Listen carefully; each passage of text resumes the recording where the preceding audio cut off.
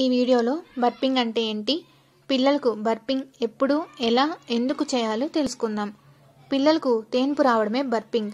సాధారణంగా పిల్లలు పాలు తాగేటప్పుడు పాలతో పాటుగా గ్యాస్ని కూడా తీసుకుంటారు. అందువలన వారికి కడుపు నొప్పి, నిద్రలేమి సమస్యలు వస్తాయి.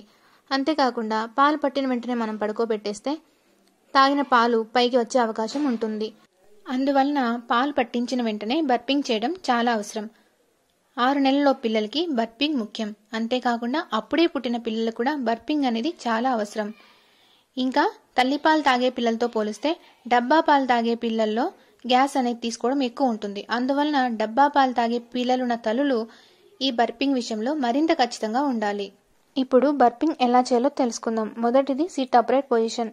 అంటే మనం స్ట్రైట్గా కూర్చొని మన చెస్ట్ మీద ఎత్తుకొని పిల్లల గడ్డం మనం భుజం మీదకి రావాలి, వెనుక వీపు మీద తట్టాలి. అలాగే రెండవది ఒడిలో కూర్చోబెట్టుకొని పిల్లల్ని అవతల వైపుకి మళ్లించి వారి చెస్ట్ మీద మన ఒక చెయ్యి ఉండేలా చూసుకోవాలి, వెనుక వీపు మీద తట్టాలి. నెక్ హోల్డింగ్ సుమారుగా వచ్చిన పిల్లల్ని సిట్ అప్రైట్ పొజిషన్లో లాగా భుజం మీద ఎత్తుకొని వాకింగ్ చేస్తూ కూడా బర్పింగ్ చేయవచ్చు. ఏ పొజిషన్లో అయినా సరే నెక్ హోల్డింగ్ ఇంకా సరిగా రాని పిల్లల విషయంలో బర్పింగ్ చేసేటప్పుడు చాలా జాగ్రత్తగా ఉండాలి.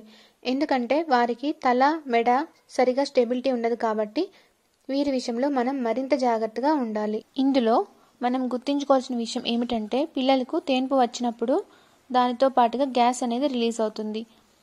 పిల్లలకి తేపు వచ్చినా లేదా రాకపోయినా సరే 10 నుంచి 15 నిమిషాల వరకు బర్పింగ్ చేయడం మంచిది.